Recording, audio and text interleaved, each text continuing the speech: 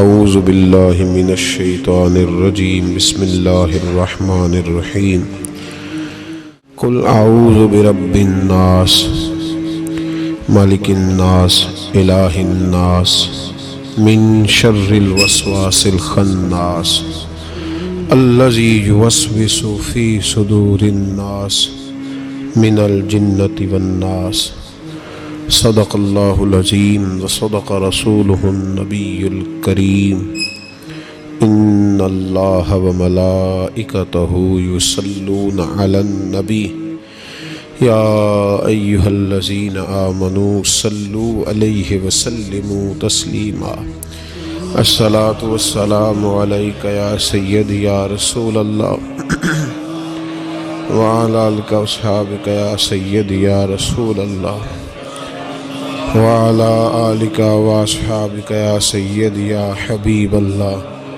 الصلاة والسلام عليك يا سيدي يا نبي الله وعلى آلك وأصحابك يا سيدي يا نور الله اللهم صل على سيدنا ومولانا محمد معدن الجود والكرم وآله وصحبه وبارك وسلم۔ حمد و صلات کے بعد قرآن پاک میں اللہ کریم نے فرمایا ہے قل اعوذ برب الناس، فرمایا ہے اے محبوب آپ کہہ دیجئے کہ میں پناہ مانگتا ہوں انسانوں کے رب کی۔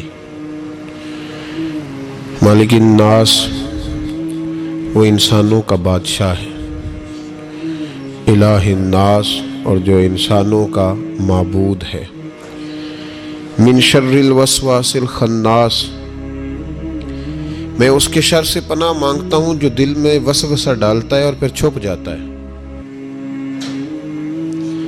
اس کی پناہ مانگتا ہوں جو وسوسہ ڈالتا ہے اور پھر انداز دیکھیے قرآن پاک کا، وسوسہ ڈالتا ہے خود غائب ہو جاتا ہے، چھپ جاتا ہے۔ الذی یوسوس فی صدور الناس، اور وہ جو لوگوں کے دلوں میں وسوسے ڈالتا ہے۔ وسوسہ آنکھ میں نہیں ڈالتا، وسوسہ کان میں نہیں ڈالتا۔ الذی یوسوس فی صدور الناس، سینے کے اندر جو دل ہے نا اس دل میں وسوسے ڈالتا ہے۔ تو کون ڈالتا ہے؟ فرمایا من الجنۃ والناس، وہ جنوں میں سے بھی ہیں اور انسانوں میں بھی سے ہیں، دونوں میں سے ہیں۔ اس کی پناہ مانگو جو وسوسہ اندوزی کرتا ہے، جو تمہارے ذہن کے دریچوں کو میلا اور کچیلا کرتا ہے، جو تمہارے سینے کو تمہاری روح کو بدمزہ کرتا ہے، اس سے پناہ مانگو۔ وسوسوں کا دور ہے، وسوسوں کے دور میں عمل تو دور رہ گیا، لوگوں کا عقیدہ بچنا مشکل ہو گیا۔ وسوسہ ہی وسوسہ ہے، ہر بات پہ وسوسہ، ہر ایک کے بارے میں بری سوچ، ہر شخص کے بارے میں نظریات کے اندر کمزوری، شکوک و شبہات کا زمانہ۔ فرمایا پناہ مانگو، اللہ سے پناہ مانگو ان وسوسوں سے، اس کی پناہ چاہو۔ میرے دوستو، شکوک و شبہات اتنے زیادہ ہوتے چلے جا رہے ہیں۔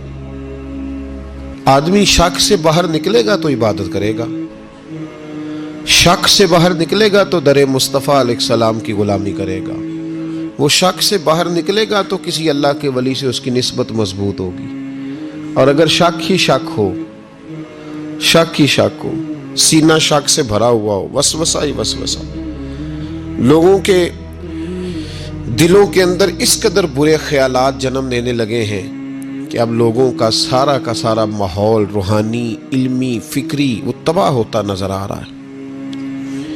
اہل اللہ کو شک نہیں گزرتا تھا۔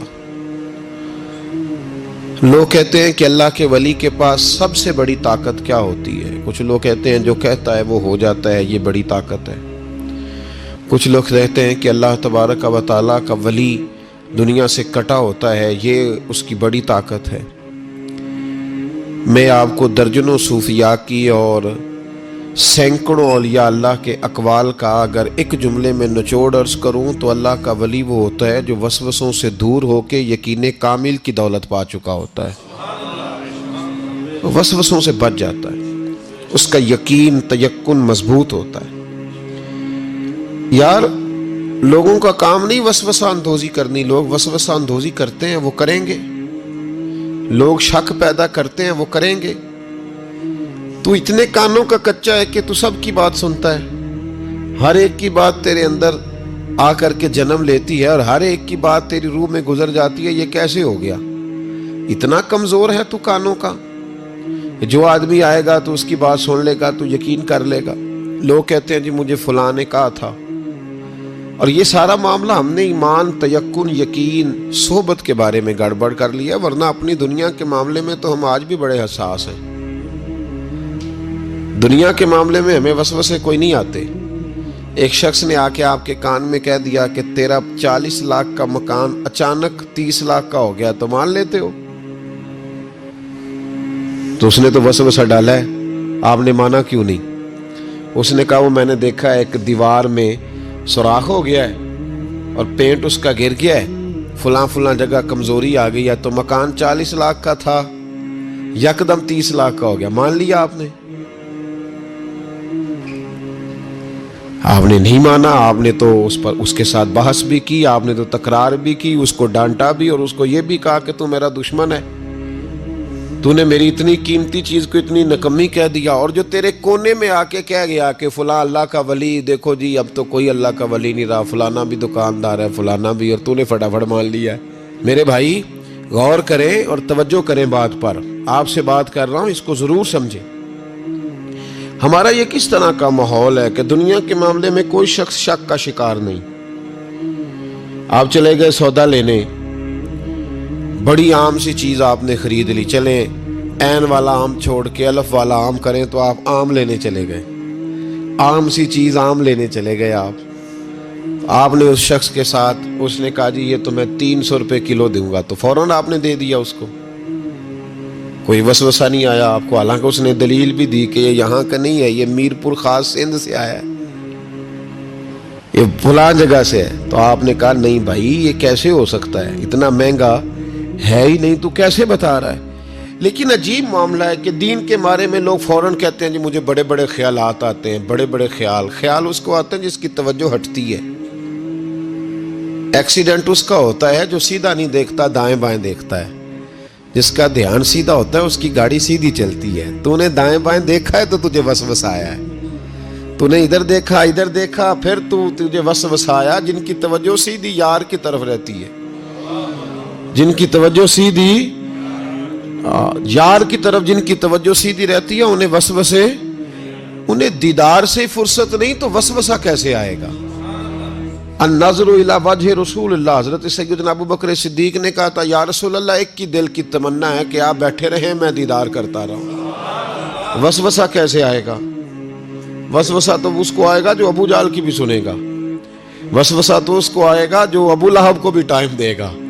وسوسہ تو, ناراض تو نہیں ہو جائیں گے آپ, وسوسہ تو اس شخص کو آئے گا جو عبداللہ بن ابی سلول کے پاس بھی تھوڑا وقت گزارے گا, تو جس کا بیٹھنا اٹھنا ہی مولا علی کے ماننے والوں کے پاس ہو, جس کا ہر وقت ٹھکانہ ہی جناب بلال حبشی کے غلاموں کے پاس ہو, جو ہر وقت بیٹھے ہی اس کے پاس, جو جیے بھی تو جناب صدیق اکبر کے ساتھ, اور جس کی رگوں رگوں میں حضرت عثمان غنی اور عمر فاروق بستے ہوں, اس کو کیسے وسوسہ آ سکتا ہے؟ ہمارا جرانہ ہی بڑا پکا مضبوط ہے, تعلق ہی بڑا, ہمیں کیسے وسوسہ آئے؟ وسوسہ کسی اور کو آیا کرتا ہے. اہل اللہ کے پاس وسوسے کیسے آ گیا بھائی؟ وسوسہ آتا ہی نہیں, ہو ہی نہیں سکتا, ممکن ہی نہیں. اور اگر آتا بھی ہے نا, آتا بھی ہے وسوسہ انہیں, وسوسہ تو ایک طرف رہ گیا, اگر وہاں شیطان بھی آئے تو ٹک نہیں سکتا, تو بھاگ جاتا ہے, وہ تو بھاگ جاتا ہے, شیطان بھاگ جاتا ہے. حضرت سیدنا غوث اعظم رضی اللہ تعالیٰ عنہ کے پاس آیا تھا شیطان, حضور غوث پاک کے پاس آیا تھا. آتا ہے پر اللہ والوں کے پاس ٹکتا نہیں, آ جاتا ہے, ٹکتا نہیں. حضور غوث اعظم رضی اللہ تعالیٰ عنہ نے 40 سال اللہ کی عبادت کی, 40 سال.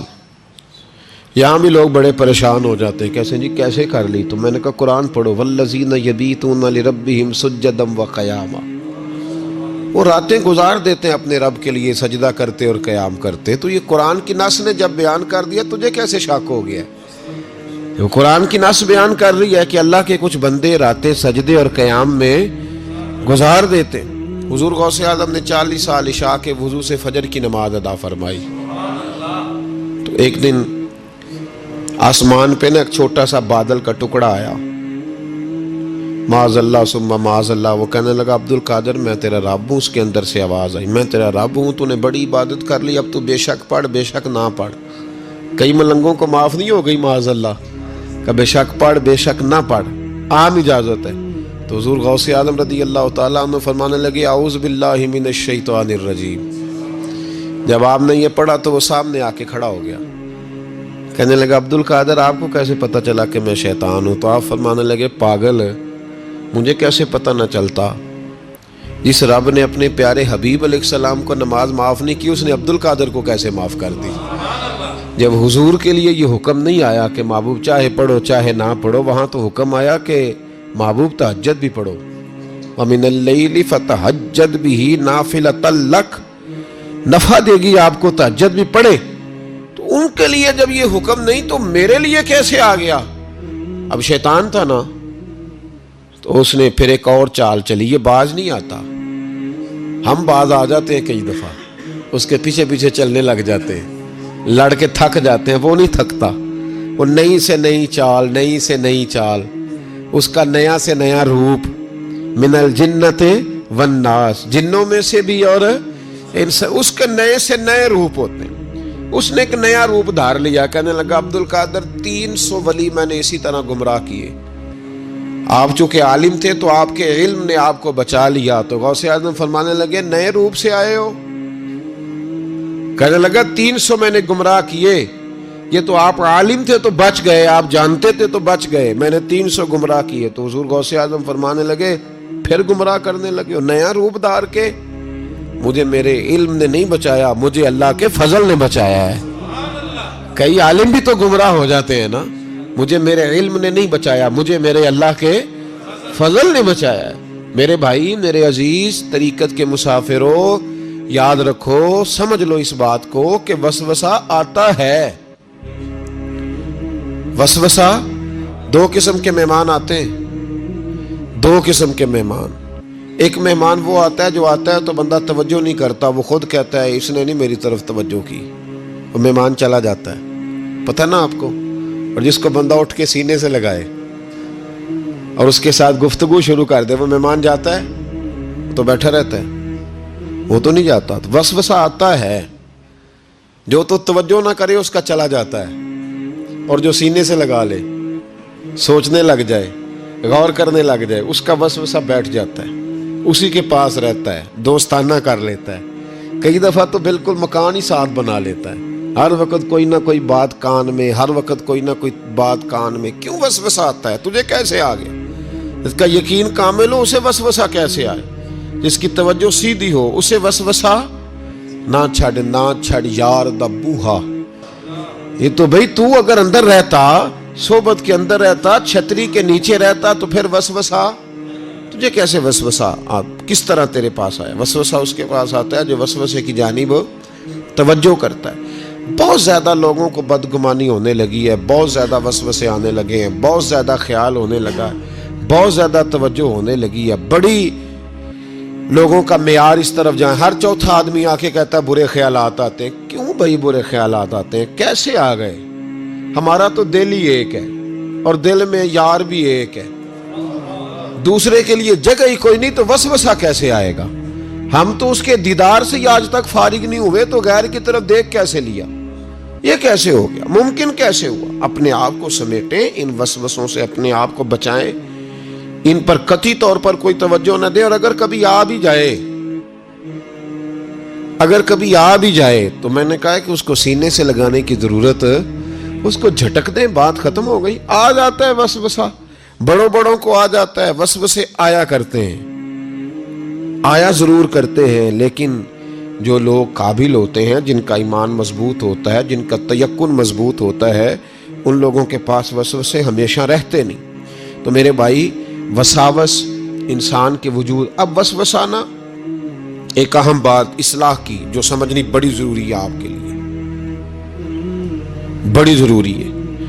آپ نے یہ غور کرنا ہے کہ وسوسہ آتا کہاں سے ہے. کوئی نہیں سمجھ آئی آپ کو میری بات کی؟ نہیں آئی ہوتی تو آپ بڑی دور پہنچ چکے ہوتے. سردی بڑی زیادہ تھی کمرے میں، تو کہیں سے ہوا آ رہی تھی ٹھنڈی، تو اب ٹھنڈ بڑی لگ رہی تھی، تو بندے نے فوراً اٹھ کے بھلا کیا کرنا ہوتا ہے؟ نہیں وہ پتہ نہیں کتوں آ رہی باری دی، تو ابھی گل ہی ہے نا جی. اگر تو الماری سے آ رہی ہے، کھڑکی سے آ رہی ہے، تو کس کو بند کریں گے؟ اور اگر دروازے سے آ رہی ہے تو جی، اور اگر چھوٹے بچے نے پنکھا چلا دیا تو جی، چل پنکھا رہا ہے بندہ سارا دن دروازہ بند کرتا رہے. سمجھنا ہے آپ نے بات کو. آپ نے اس دروازے کو بند کرنا ہے جہاں سے وسوسہ آتا ہے. اگر آپ کا قریبی سجن ہے نا، قریبی دوست ہے، قریبی، اخنس بن شریح کہتا ہے میں دین کے قریب آ گیا تھا، یا دین کے قریب آ گئے. تو کس طرح آئے؟ جن دنوں انہوں نے نبی پاک صلی اللہ تعالیٰ علیہ وآلہ وسلم کو شیب ابی طالب میں قید کیا ہوا تھا نا، تو اللہ کے محبوب علیہ السلام رات کو پہاڑ پر بیٹھ کر قرآن پاک کی تلاوت فرماتے تھے. کوئی اچھا قاری قرآن پڑھے تو دل کرتا ہے سننے کو، دل کرتا ہے یار تھوڑا سا نا اور پڑھ. ہاں جی، کوئی اذان پڑھ رہا تھا تو شاعر گزر رہا تھا، تو شاعر کا دل مچلنے لگا، کہنے لگا اور ذرا ٹھہر جا مؤذن، میرا دل دہل رہا ہے، اتنی جلدی ختم نہ کر یار، مجھے لطف آ رہا ہے، تھوڑے قصیدے اور پڑھ. تو کوئی اچھا قاری قرآن پاک پڑھے نا، اچھا قاری، تو بندہ مست ہو جاتا ہے. تو مجھے بتاؤ جب یاسین والے رسول خود یاسین کی تلاوت کرے، جب مدثر والے محبوب کی زبان سے خود مدثر کے جملے نکلے، اور جب مزمل والے محبوب خود مزمل کا ذکر کرے، پھول جڑتے ہوں گے، کلیاں مہکتی ہوں گی، زمانہ سارا مہک و ٹھنڈک سے بھر جاتا. نبی پاک صلی اللہ علیہ وسلم پہاڑ پہ بیٹھ کے پڑھتے تھے رات کو، تو وہاں نا ابو سفیان بھی آ گئے سنتے سنتے، چونکہ انہوں نے پابندی لگائی ہوئی تھی کہ کوئی بھی بندہ وہاں نہ جائے، سوشل بائیکاٹ معاذ اللہ کیا ہوا تھا، کوئی نہ ادھر جائے. تو سنتے سنتے ابو سفیان آ گئے. کہتے ہیں حضور قرآن پاک پڑھ رہے تھے تو مجھے لطف بڑا آیا سننے کا. تو وہاں ایک قریب جھاڑی تھی، تو ابو سفیان جھاڑی میں بیٹھ گئے. ساری رات نبی پاک نے قرآن پاک پڑھا، اور ساری رات انہوں نے سنا. ہمیں اتنا ذائقہ بات سن کے بھی تو آنا چاہیے نا. کہتے ہیں اب مجھے نہیں پتا تھا کہ اخنس بن شریح بھی کہیں آیا ہوا ہے. اس نے بھی، وہی بھی یہ دیکھنے آیا کہ کہیں کوئی وہاں آیا ہوا تو نہیں. وہ بھی کسی کونے میں جھاڑی میں بیٹھ گیا. حضور قرآن پاک کی تلاوت فرماتے رہے، وہ ساری رات سنتا رہا. ادھر سے کہیں ابو جال بھی آ گیا. پتھر دل تھا، پر میرے مصطفیٰ قرآن پڑھتے تھے تو کان اس کے بھی کھڑے ہو جایا کرتے تھے. ساری رات تلاوت سنتے رہے. تینوں پکے کافر جھاڑیوں میں بیٹھ کر تلاوت سنتے رہے. صبح جب جانے لگے تو ملاقات ہو گئی. تو کدھر آیا تھا؟ اس نے کہا پہلے تو بتا، تو کدھر آیا تھا؟ میں تو آیا تھا دیکھوں کوئی آیا تو نہیں. میں تو کدھر؟ اس نے کہا میں بھی یہی دیکھنے آیا تھا کہ یہاں کوئی آتا جاتا تو نہیں. ابو جال زیادہ شاطر تھا، کہنے لگا خبردار کل کوئی نہ آئے. آج تو آ گئے، کل نہ ہونا. اللہ اکبر. لیکن جہاں دل لگا ہوتا ہے نا، وہاں دل کھینچا چلا جاتا ہے. دل جہاں لگ جاتا ہے نا، وہاں دل کھینچا چلا جاتا ہے. یہ دل کا بھی اپنا ایک معاملہ ہے نا. اب لگ گیا تھا قرآن پاک کی تلاوت سے. کہتے ہیں رات کو اپنی چارپائی پہ لیٹے. درد اگرچہ جان گزل ہے، میں کیا کروں میرا دل ہے. غمیش کا اگر نہ ہوتا تو غم روزگار ہوتا.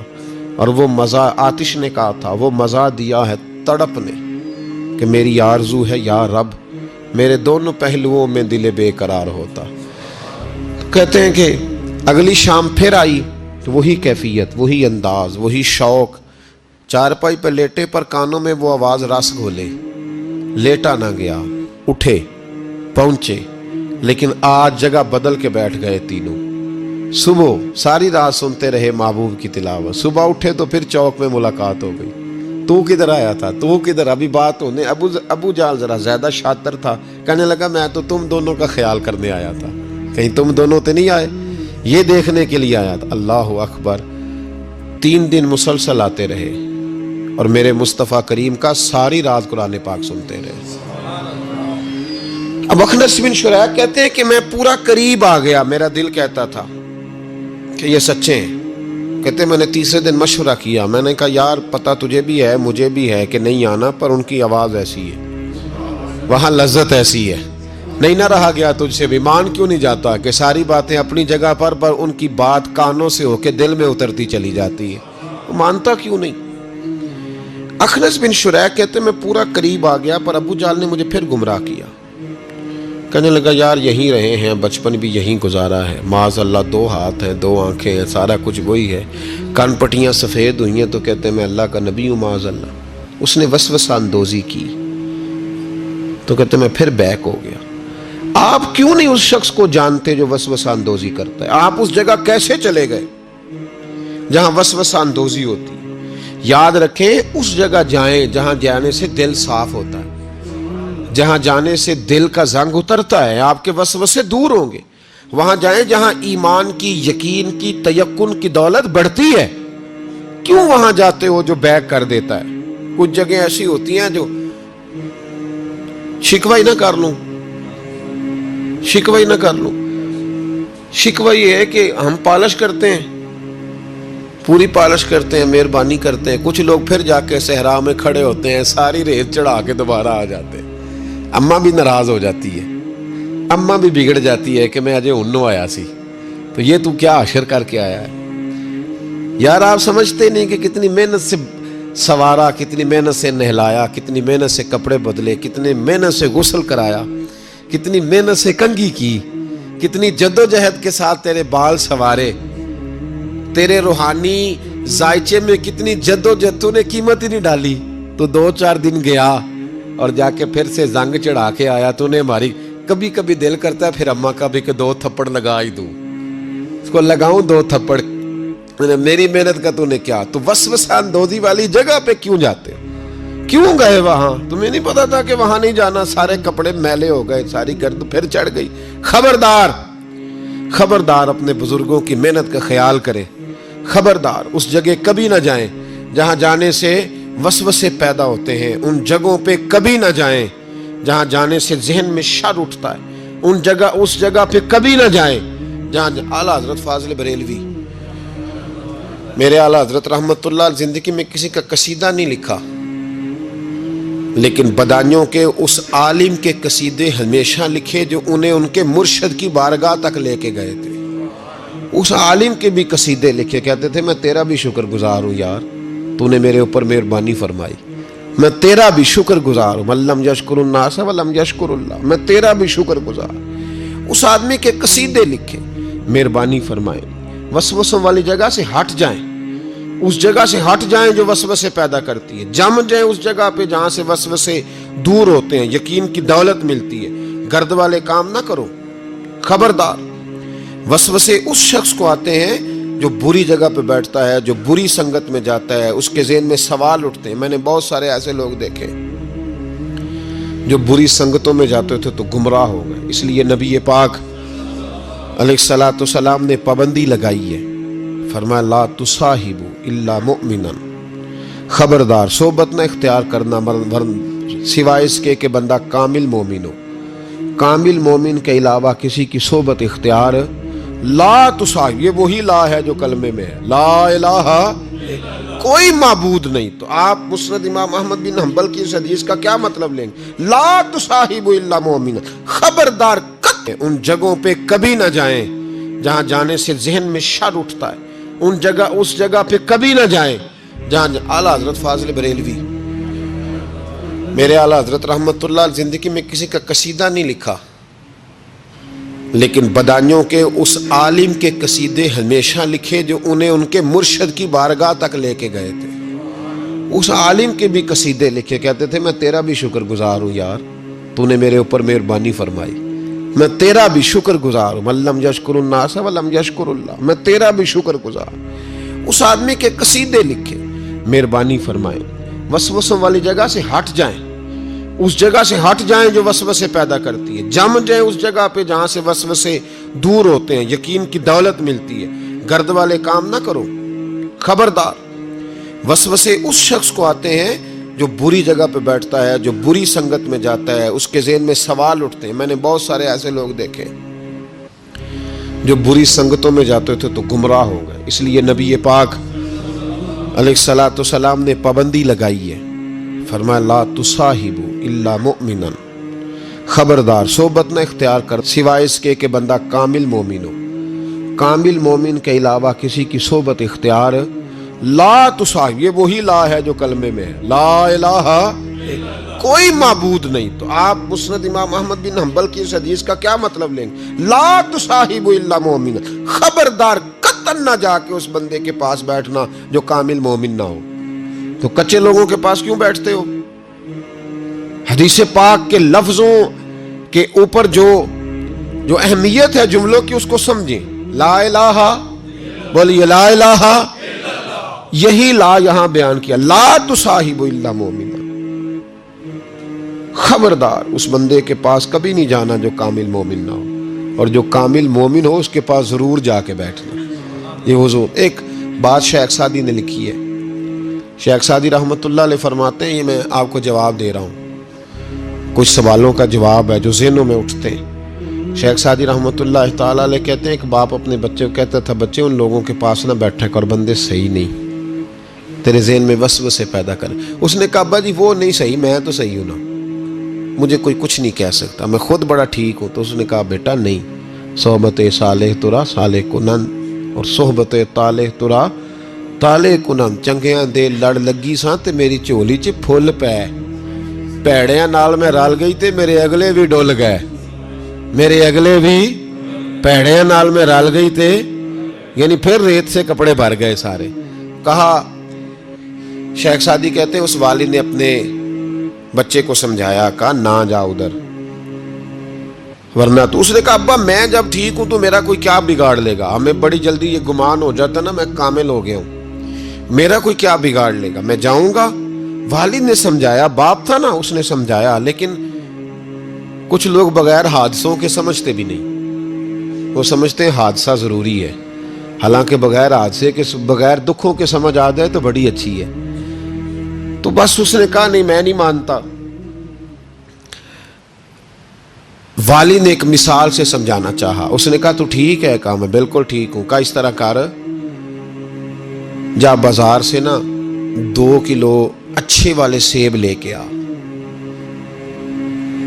नौजवान मेरी बात पे खास तवज्जो करें, 2 किलो अच्छे सेब। वो सेब लाया बड़े खूबसूरत प्यारे, का देख के लाना, कोई दाग ना हो, कोई धब्बा ना हो, कोई ऐसी, वो देख के लाया बड़े खूबसूरत बड़े प्यारे अच्छे सेब।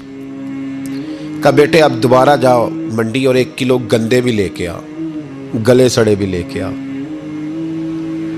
उसने कहा ठीक है, गले सड़े भी ले आया 1 किलो। अच्छे कितने थे? 2 किलो। गले सड़े कितने थे? 1 किलो। अब उसने वो 2 किलो सेब एक टोकरी में डाले और गले सड़े भी उसके अंदर डाल दिए। कहा बेटे वहां रखा। कहा अब्बा जी करना क्या है? फरमाया सवेरे बताऊंगा। सुबह का जब सूरज चमका ना, सुबह का जब सूरज चमका तो वालिद ने क्या किया, उसको कहा जाओ टोकरी लेके आ।